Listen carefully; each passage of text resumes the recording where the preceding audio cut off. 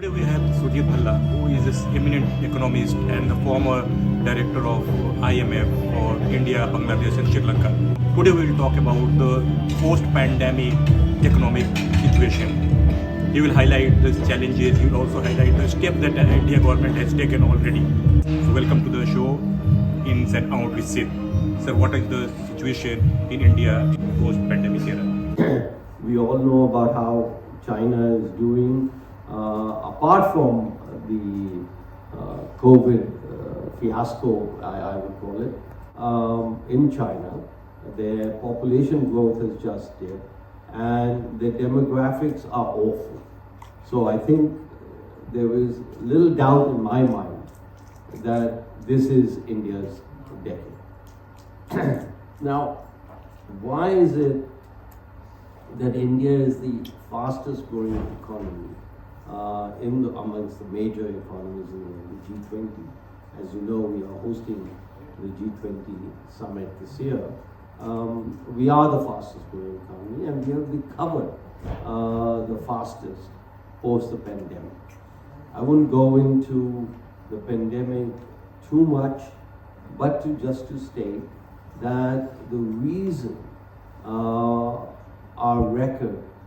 growth record, and I will talk a little bit about employment, has been so spectacular is because of the series of reforms, economic reforms, that the government has undertaken. What are the basic things that India should take care of to boost the economy and create the sustainable financial system? And especially since 2014, it's not a coincidence that we are doing so well. If you look at the economic reforms that have happened in India, and a lot more needs to happen, but there have been more economic reforms in India since 2014 than since 1991 to 2014. 91 ke pehle to pucho hi nahi.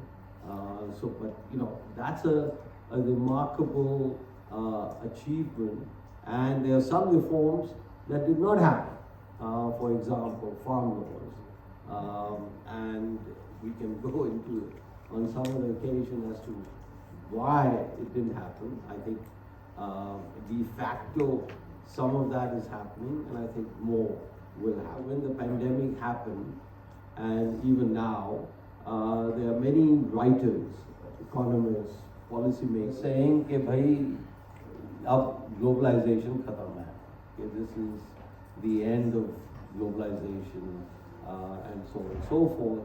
And you know, I don't find any evidence that that is the case.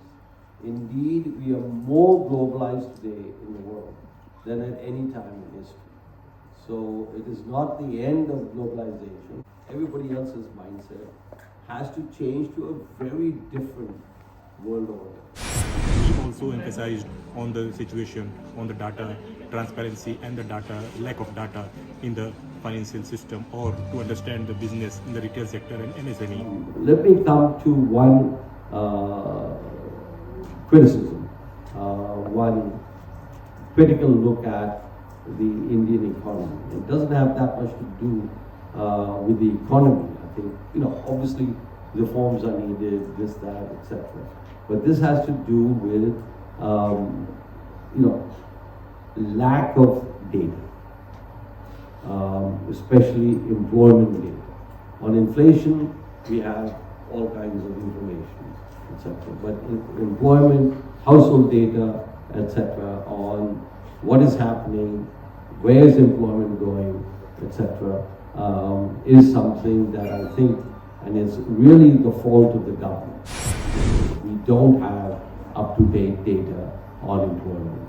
I was just having a conversation earlier, and you know, the MSMEs employ what, 10% of GDP, probably employ 20% of the employment in the formal sector, and including the informal sector. And you know, what information do we have as to what are the problems about job? We talk about skills, we talk about this, that is needed, but unless you have data, you cannot make informed policy.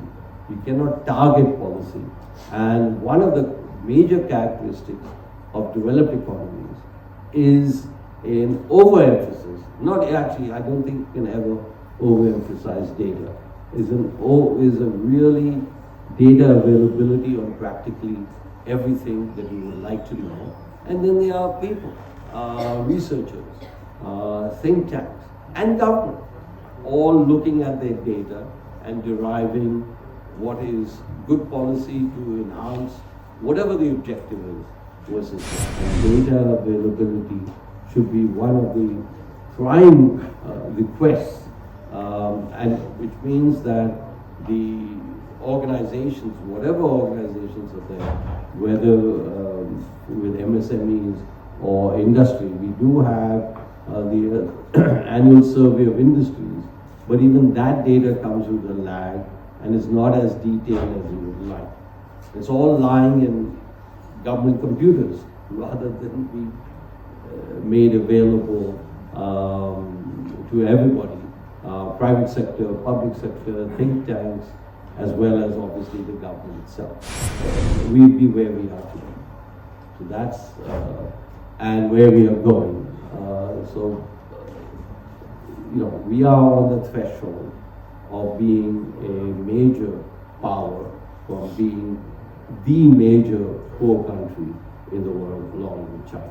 So this was the discussion with Mr. Sujit Bhalla, who highlighted the challenges and also the critical overview of economy in post-pandemic era.